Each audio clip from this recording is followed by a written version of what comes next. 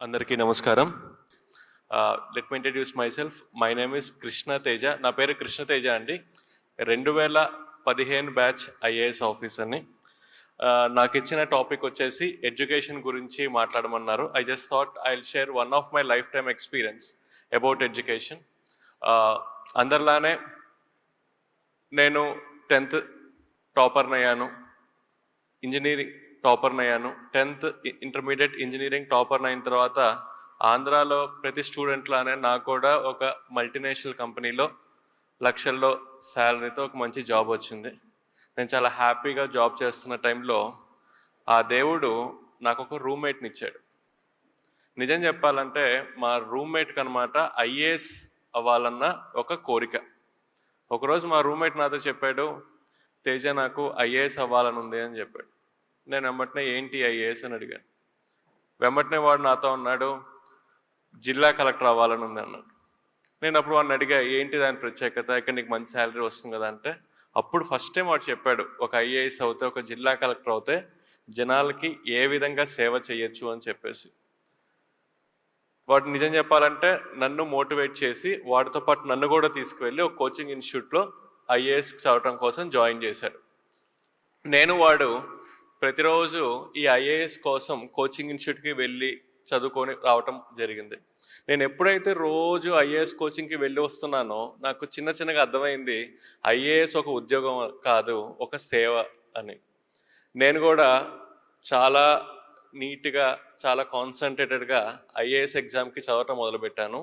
అలా first time నేను IAS exam రాశాను. నేను ఫెయిల్ అయ్యాను. నేను ఫెయిల్ అయినప్పుడు నేను అనుకున్నాను, నాకు జాబ్ చేసే టైంలో బాగా చదువుకోవటానికి టైం దొరకపోవటం వల్ల నేను ఫెయిల్ అయ్యాను అనుకొని నేను జాబ్ రిజైన్ చేసి నెక్స్ట్ 1 year మొత్తం 24 గంటలు ఐఏఎస్ కోసమే ప్రిపేర్ అయ్యి సెకండ్ టైం నేను ఐఏఎస్ ఎగ్జామ్ రాశాను. సెకండ్ టైం నేను ఫెయిల్ అయ్యా.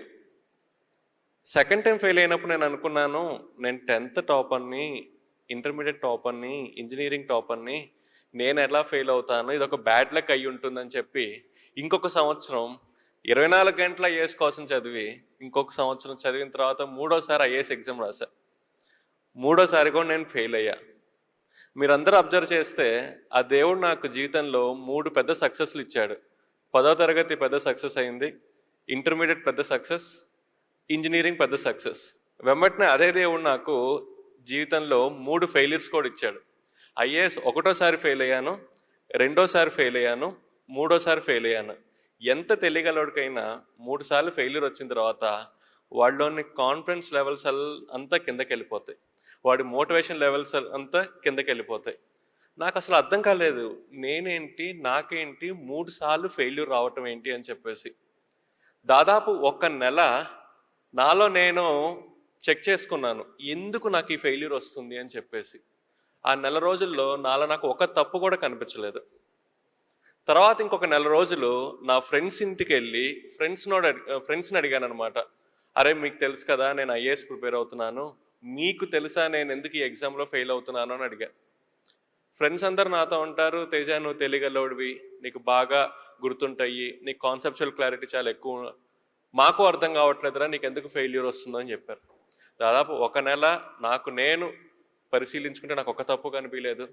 ఇంకొక నెల నా స్నేహితులను అడిగినా నాకు ఒక తప్పు కనిపించలేదు. ఇంక నేను ఒక డెసిషన్కి వచ్చాను, ఐఏఎస్ నాకు రావటం కొంచెం కష్టమే అని చెప్పేసి. ఆ డెసిషన్కి వచ్చిన తర్వాత నేను ఒక ఐటీ కంపెనీకి జాబ్ కోసం అప్లై చేశాను. నాకున్న యూనివర్సిటీ క్రెడెన్షియల్స్కి నాకు వెంబటనే ఐటీ కంపెనీలో మంచి జాబ్ కూడా వచ్చింది. నాకు ఈ జాబ్ వచ్చిన విషయం నేను నా ఫ్రెండ్స్ అందరికీ ఫోన్ చేసి చెప్పానమాట, అరే ఇంకా నేను ఐఏఎస్ ఎగ్జామ్ రాయట్లేదు, ఐటీ జాబ్కి తిరిగి వెళ్ళిపోతున్నాను అని చెప్పేసి. నేను ఎప్పుడైతే ఈ విషయం నా ఫ్రెండ్స్కి చెప్పానో, నా ఫ్రెండ్స్ నుంచి ఈ విషయం నా శత్రువులకు కూడా వెళ్ళింది, నా ఎనిమీస్కి కూడా తెలిసింది. నెక్స్ట్ డే మార్నింగ్ ఒక 6:30-7కి ముగ్గురు నన్ను చూడటానికి నా రూమ్కి వచ్చారు. వాళ్ళు బెల్ కొట్టారు, నేను డోర్ ఓపెన్ చేశాను. నిజం చెప్పాలంటే వచ్చింది 3 శత్రువులు. వచ్చింది నన్ను పలకరించడానికి కాదు, నన్ను ఎక్కిరించడానికి అనమాట. సరే శత్రువులైనా సరే నా రూమ్ దాకా వచ్చారు కాబట్టి ఆ 3 లోపలికి రమ్మని చెప్పాను, కూర్చోమని చెప్పాను. అందులో ఫస్ట్ శత్రువు నాతో కూర్చున్న తర్వాత, తేజ నువ్వు చాలా మంచి పని చేసావు, నీకు ఐఏఎస్ రావటం కష్టమే, నీకు ఐటీ జాబ్ చాలా కరెక్ట్ అన్నాడు. నేను ఓకే అని చెప్పాను. రెండో శత్రువు అన్నాడు, తేజ నీకు ఐఏఎస్ అసలు రాదు, నీకు ఐటీ జాబే కరెక్ట్ అన్నాడు. నేను సరే అన్నా. మూడో శత్రువు అన్నాడు, తేజ నీకు ఐటీ జాబ్ కరెక్ట్ అన్నాడు. నేను సరే అన్నా. ఆ ముగ్గురు శత్రువులు నాతో మాట్లాడిన తర్వాత నేను ఆ ముగ్గురితో చెప్పాను, నాకు తెలుసు నాకు ఐఏఎస్ రావటం కష్టమే అని. కాకపోతే నాకు అర్థం కానిది ఏంటంటే ఎందుకు నాకు ఐఏఎస్ రావటం కష్టం అని. అప్పుడు ఫస్ట్ శత్రువు నాతో చెప్పాడు, తేజ ఏం లేదు, ఐఏఎస్ ఎగ్జామ్లో 2000 మార్క్స్కి రిటర్న్ ఎగ్జామినేషన్, నీ హ్యాండ్ రైటింగ్ కొంచెం బాగోదు కదా, అందుకని నీకు తక్కువ మార్క్స్ వస్తున్నాయి, అందుకని నీకు ఐఏఎస్ రావట్లేదు అని చెప్పాడు. వాడు చెప్పింది నిజమే, నా హ్యాండ్ రైటింగ్ బాగోదు, కాకపోతే నాకు తెలియంది ఏంటంటే నా హ్యాండ్ రైటింగ్ కారణం వల్ల నాకు ఐఏఎస్ రావట్లేదన్న ఒక విషయం. రెండో శత్రువు నాతో చెప్పాడు, తేజ ఐఏఎస్ ఎగ్జామ్లో 2000 మార్క్స్కి రిటర్న్ ఎగ్జామ్ కదా, ఏదైనా క్వశ్చన్ ఇస్తే దానికి సమాధానం నువ్వు 1వ పాయింట్ 2వ పాయింట్ 3వ పాయింట్ అని పాయింట్ వైజ్ రాస్తావు, కానీ ఐఏఎస్లో మంచి మార్క్స్ రావాలంటే ఒక విషయం మంచి లాంగ్వేజ్లో కథలాగా రాస్తే ఎక్కువ మార్క్స్ వస్తాయి, నీకు అది తెలియదు అని చెప్పాడు. వాడు చెప్పింది కరెక్టే, నేను ఇంజనీరింగ్ స్టూడెంట్ని, ఏదైనా క్వశ్చన్ ఇస్తే 1వ పాయింట్ 2వ పాయింట్ 3వ పాయింట్ ఎట్లా రాయాలో నాకు తెలుసు, కానీ ఒక విషయం మంచి భాషలో ఒక ఆర్ట్స్ స్టూడెంట్ రాసే విధంగా రాయటం నేను ఎప్పుడు నేర్చుకోలేదు, నాకు తెలియదు. మూడో శత్రువు చెప్పాడు, తేజ నువ్వు ఏం మాట్లాడినా చాలా సూటిగా మాట్లాడతావు, కానీ ఇంటర్వ్యూలో చాలా డిప్లొమాటిక్గా మాట్లాడితేనే మంచి మార్క్స్ వస్తాయి, అది నీకు తెలియదు, అందుకని నీకు ఐఏఎస్ రావట్లేదు అని చెప్పాడు.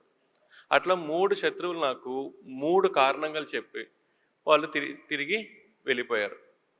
ఆ క్షణంలో నాకు జీవితంలో ఒక సత్యం అర్థమైంది. ఏంటి అంటే మన జీవితంలో పాజిటివ్స్ ఏంటో తెలుసుకోవాలి అంటే మనం ఎవరిని అడగాలి, మన ఫ్రెండ్స్ని అడగాలి. అదే మన జీవితంలో నెగిటివ్స్ ఏంటో తెలుసుకోవాలంటే మనం అడగాల్సింది డైరెక్ట్గా వెళ్ళి మన శత్రువుల్ని. కారణం ఏంటి, మన శత్రువుల యొక్క పని ఏంటి, 24 గంటలు మనల్ని అబ్జర్వ్ చేస్తూ మనలో ఉన్న నెగిటివ్స్ ఐడెంటిఫై చేయటం మన శత్రువుడు పని. సో మనకన్నా మనలో ఉన్న నెగిటివ్స్ ఎవరికి తొందరగా తెలుస్తాయి, మన శత్రువులకి. నాకు నా శత్రువుల కారణం వల్ల చాలా క్లియర్గా అర్థమైంది నాకు ఐఏఎస్ రాంది 3 కారణాలు. హ్యాండ్ రైటింగ్, నేను సమాధానం ఎలా రాస్తున్నాను అనే విషయం మీద, నేను మాట్లాడే విషయం మీద. వెంబటనే నేను మా నాన్నగారికి ఫోన్ చేశాను, నాన్నగారు నాకు ఇంకొక సంవత్సరం కూడా కావాలి, నేను ఇంకోసారి కూడా ఐఏఎస్ రాద్దామని. వెంబటనే మా నాన్నగారు తిట్టారనమాట, ఇంకేంటి 3 సార్లు నువ్వు ఫెయిల్ అయ్యావు, ఇంకా నువ్వు రిస్క్ తీసుకోవద్దు, వెళ్ళి జాబ్లో జాయిన్ అవ్వు అని చెప్పి. తర్వాత మా అమ్మకి ఫోన్ చేశా, మా అమ్మ కూడా తిట్టింది. అప్పుడు నేను మా అక్కకి చేసి మా అక్కని అడిగా, అక్క అమ్మని నాన్నకి కన్విన్స్ చేసి నాకు 1 సంవత్సరం ఇప్పించు, దాని తర్వాత మీరేం చెప్తే అది చేస్తా అని చెప్పా. మా అక్క మా అమ్మ మా నాన్నని కన్విన్స్ చేసి నాకు 1 సంవత్సరం నాకు ఇప్పించింది. అట్లా నా చేతికి 1 సంవత్సరం టైం వచ్చింది. 3 కారణాలు వచ్చాయి. ఫస్ట్ కారణం హ్యాండ్ రైటింగ్. నేను హ్యాండ్ రైటింగ్ కోసం వెతుకుతున్న సమయంలో ఒక రోడ్డు మీద ఒక ఇంటి ముందు ఒక బోర్డు ఉంది, ఇక్కడ హ్యాండ్ రైటింగ్ నేర్పబడును అని చెప్పి. నేను బండి తీసుకెళ్ళి అక్కడ ఆఫ్ చేసి బెల్ కొట్టాను, ఒక టీచర్ బయటకు వచ్చింది. నేను ఆ టీచర్ని అడిగాను, టీచర్ నాకు హ్యాండ్ రైటింగ్ నేర్పిస్తారా అని అడిగాను. వెంబటి నా టీచర్ అంది, ఇబ్బంది లేదండి, మీ అబ్బాయినో అమ్మాయినో తీసుకురండి, నేను నేర్పిస్తానంది. సో నేను అన్నాను, మా అబ్బాయికో అమ్మాయికో కాదండి, నాకు హ్యాండ్ రైటింగ్ నేర్చుకునే ఆమె షాక్ అయింది, ఇదేంటి 6 అడుగులుండి 25 వయసు ఉండి ఒకడు వచ్చి నేను హ్యాండ్ రైటింగ్ నేర్పించమంటున్నాడని చెప్పి. నేను ఆ టీచర్కి అర్థమయ్యే విధంగా చెప్పాను, టీచర్ నేను ఇట్లా ఐఏఎస్ అవుదాం అనుకుంటున్నాను, నా హ్యాండ్ రైటింగ్ కొంచెం బాగోదు, so I want to improve my hand writing అని. ఆమె నాకు 1 నెల రోజులు హ్యాండ్ రైటింగ్ నేర్పించింది. తర్వాత సంవత్సరం ప్రతిరోజు 2 గంటలు నేను హ్యాండ్ రైటింగ్ మాత్రమే ప్రాక్టీస్ చేశాను. ఈరోజు నేను నా ఆఫీస్లో నేను ఏమైనా ఫైల్ మీద రాస్తే మా క్లర్క్ కానీ నాతో పనిచేసే వాళ్ళు కానీ అడుగుతారు, సార్ ఇది ప్రింట్అవుటా హ్యాండ్ రైటింగ్ అని చెప్పి. ఆ విధంగా నేను నా హ్యాండ్ రైటింగ్ని మార్చుకున్నాను. రెండోది, ఒక సమాధానం ఒక ఆన్సర్ ఎలా రాయాలనే విషయం. ఆల్రెడీ ఐఏఎస్ వచ్చిన ఒక మేడం ఉంది, బాలలత మేడం అని చెప్పేసి. నేను ఆ మేడం ఇంటికి వెళ్ళి, మేడం నాకు ఒక క్వశ్చన్కి ఆన్సర్ ఎలా రాయాలో గైడ్ చేస్తారా అని అడిగాను. మేడం రేపు రా అంది. నేను రేపు వెళ్ళి మేడంని కలిసా. మళ్ళీ రేపు రా అంది. మళ్ళీ నెక్స్ట్ డే వెళ్ళి మేడంని కలిసా. అట్లా 1 వీక్ మేడం నెక్స్ట్ డే అంది. నేను మేడం చెప్పిన స్థలంలో మేడం చెప్పిన సమయానికి వెళ్ళి మేడంని కలిసా. 7వ రోజు మేడం చెప్పింది, కృష్ణ నాకు అర్థమైంది నువ్వు ఒక కమిటెడ్ స్టూడెంట్ అని, నేను ఒక పని చేస్తా, నేను నీకు 365 ఎగ్జామ్స్ పెడతాను, ప్రతి ఎగ్జామ్ 3 గంటలు. ప్రతి ఎగ్జామ్ ఎర్లీ మార్నింగ్ 4కి మా ఇంటికి వచ్చి రాయాలి. నువ్వు 4కి వచ్చి 7 దాకా రాయాలి. ఏదైనా కారణం వల్ల నువ్వు ఒక ఎగ్జామ్ రాయకపోయినా, ఒక ఎగ్జామ్ లేట్గా రాసినా అది నీ లాస్ట్ ఎగ్జామ్ అవుతుందని. సో నేను మేడం చెప్పిన విధంగా ఒక సంవత్సరం ప్రతిరోజు మేడం ఇంటికి 4కి వెళ్ళి 3 గంటల ఎగ్జామ్ 365 రోజులు రాశాను. నేను 365 రోజులు ఎప్పుడైతే ఎగ్జామ్ రాశానో ఆటోమేటిక్గా ఒక సమాధానం మంచి భాషలో కథలాగా ఎలా రాయాలో నాకు అర్థమైపోయింది. అదేవిధంగా నా మాట తీరు మార్చుకోవటం కోసం ఆల్రెడీ ఐఏఎస్ చదువుతున్న పిల్లలకి నేను కోచింగ్ ఇవ్వటం మొదలుపెట్టాను కోచింగ్ ఇన్స్టిట్యూట్లో. నేను ఎప్పుడైతే పిల్లలకి టీచర్గా అయ్యి కోచింగ్ ఇవ్వటం మొదలుపెట్టానో నాకు వెంబటిన అర్థమైంది ఒక విషయం ఎదురు వ్యక్తికి బాగా అర్థమయ్యే విధంగా ఎలా మాట్లాడాలని. అట్లా ఒక సంవత్సరంలో నేను ఈ 3 కారణాలని ఓవర్కమ్ చేసి 4వసారి ఐఏఎస్ కోసం ప్రిలిమ్స్ ఎగ్జామ్ రాశాను, క్లియర్ చేశాను. మెయిన్స్ ఎగ్జామ్ రాశాను, క్లియర్ చేశాను. అండ్ ఇంటర్వ్యూలో పార్టిసిపేట్ చేశాను, క్లియర్ చేశాను. I got all India 66 rank. So దాని తర్వాత I got Kerala cadre. So first 9 years I have to work in Kerala. అలా నేను అలపిలో 2 years సబ్ కలెక్టర్గా పనిచేశాను. తర్వాత 4 years కేరళ టూరిజం డైరెక్టర్గా. I was the youngest director general of Kerala tourism and the longest surviving director general of Kerala tourism for 4 years. దాని తర్వాత I worked in Alleppey. So మీ అందరికీ తెలుసు ఐఏఎస్ జీవితంలోనే చాలా ఇంపార్టెంట్ అయిన పోస్ట్ జిల్లా కలెక్టర్ అన్న పోస్ట్. నేను 2015లో ఐఏఎస్ అయినప్పటి నుంచి నేను బాగా ఎదురు చూస్తున్న ఒక నిమిషం నేను ఎప్పుడు జిల్లా కలెక్టర్ అవుతాను అని చెప్పేసి. అట్లా 2015 నుంచి నేను ఎదురు చూస్తుంటే 2022 ఆగస్టు 2వ తారీఖు నాకు ఈవినింగ్ 7:30కి ఒక ఫోన్ వచ్చింది, రేపు పొద్దున వెళ్ళి అలపిలో జిల్లా కలెక్టర్గా ఛార్జ్ తీసుకో అని చెప్పేసి. అట్లా ఆగస్టు 3వ తారీఖు 2022 నేను అల్లపుడాలో జిల్లా కలెక్టర్గా ఛార్జ్ తీసుకున్నాను. జిల్లా కలెక్టర్గా ఛార్జ్ తీసుకున్న తర్వాత నేను బాగా ఈగర్గా వెయిట్ చేస్తున్న ఒక క్షణం, నేను జిల్లా కలెక్టర్ అన్న పోస్ట్లో సైన్ చేయబోతున్న ఫస్ట్ ఫైల్ ఏదై ఉండొచ్చు అని చెప్పేసి. అట్లా బాగా ఈగర్గా వెయిట్ చేస్తున్నప్పుడు ఒక క్లర్క్ ఒక ఫైల్ పట్టుకుని ఒక క్యాబిన్లోకి వచ్చింది. నేను క్లర్క్ని అడిగాను ఏంటి ఆ ఫైల్ అని చెప్పేసి. అప్పుడు ఆ క్లర్క్ చెప్పింది, సార్ వర్షాలు పడుతున్నాయి కదా, రేపు పిల్లలకి హాలిడే ఇచ్చే ఫైల్ సార్ అంది. సో నా జీవితంలో జిల్లా కలెక్టర్గా నేను సైన్ చేసిన ఫస్ట్ ఫైల్ ఏంటయ్యా అంటే పిల్లలకి హాలిడే డిక్లేర్ చేయటం. నార్మల్లీ పిల్లలకి హాలిడే ఇస్తేనే వాళ్ళు భయంకరంగా సంతోషంగా ఫీల్ అవుతారు. అది ఫస్ట్ ఫైల్ ఫస్ట్ సిగ్నేచరే హాలిడే ఇస్తే they were very very happy. So జిల్లా కలెక్టర్ ఫస్ట్ ఫైలే పిల్లలకి హాలిడే డిక్లేర్ చేయటం అనేది ఒక పెద్ద న్యూస్ అయిపోయింది అనమాట. సో అలపిలో ఉన్న పిల్లలందరూ నన్ను చాలా హ్యాపీగా థ్యాంక్ యూ కలెక్టర్ మామయ్య అని చెప్పేసి ఫేస్బుక్లో they started sharing their happiness that I declared a holiday to them. అట్లా ఒక 2 weeks తర్వాత ఒక అమ్మాయి నన్ను చూడటానికి వచ్చింది. నేను నన్ను అడిగాను ఏంటమ్మా ఇంటికి వచ్చావు అంటే, అమ్మాయి చెప్పింది అందరూ మిమ్మల్ని కలెక్టర్ మామయ్య అని పిలుస్తున్నారు కదా, సో నేను కూడా ఒక చనువు తీసుకొని మిమ్మల్ని ఒక సహాయం కోసం వచ్చాను అంది. ఏం సహాయం కావాలి అన్నాను. అప్పుడు అమ్మాయి నాతో చెప్పింది, మా నాన్నగారు కోవిడ్ టైంలో చనిపోయారు, నాకు నర్సింగ్ చదువుకోవాలని చెప్పి చాలా కోరిక, కానీ మా అమ్మకి నర్సింగ్ ఫీ పే చేసే స్థితి ఈరోజు ఈ నర్సింగ్కి ఫీ పే చేసే పరిస్థితి ఈరోజు మా ఇంట్లో లేదు అని చెప్పింది అనమాట. అప్పుడు నేను అడిగాను ఏం కావాలి అంటే, నాకు ఎవరైనా స్పాన్సర్ని చూస్తారా నర్సింగ్కి ఫీ పే చేయడానికి అండి, నేను ట్రై చేస్తానని చెప్పి. అప్పుడు నాకు తెలిసిన చాలా పెద్ద హీరో అయిన శ్రీ అల్లు అర్జున్ గారికి ఫోన్ చేశారు, ఇట్లా ఒక అమ్మాయి ఉంది మీరు ఏమైనా హెల్ప్ చేస్తారా అంటే. అప్పుడు అల్లు అర్జున్ గారు కూడా 1 సంవత్సరం కాదు 4 సంవత్సరాలకు కావాల్సిన ట్యూషన్ ఫీ హాస్టల్ ఫీ మొత్తం నేనే పే చేస్తానని చెప్పి మొత్తం ఆయన కాలేజ్లో పే చేశారు. ఈ అమ్మాయి కాలేజ్కి వెళ్ళి రావటం మొదలుపెట్టింది. మీకు తెలుసు కదా అల్లు అర్జున్ గారు సహాయం చేశారంటే అది ఆబ్వియస్లీ ఇంకా పెద్ద న్యూస్ అయిపోతుంది. సో అది కేరళ మొత్తం పెద్ద న్యూస్ అయిపోయింది అనమాట. ఆ న్యూస్ చదివి నెక్స్ట్ డే ఇంకొక అమ్మాయి నన్ను చూడటానికి వచ్చింది.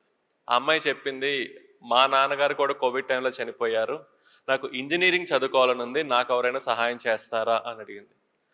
ఆ టైంలో నాకు ఒక విషయం అర్థమైంది ఏంటంటే, పిల్లలు నన్ను ఊరికే కలెక్టర్ మామయ్య అని పిలవట్లేదు, వాళ్ళు నాతో చెప్తున్నారు మా అమ్మ మా నాన్న తర్వాత మమ్మల్ని చూసుకునే రెస్పాన్సిబిలిటీ మీకు ఉంది అని చెప్పడానికి వాళ్ళు నన్ను అలా పిలుస్తున్నారన్న విషయం నాకు అప్పుడు అర్థమైంది.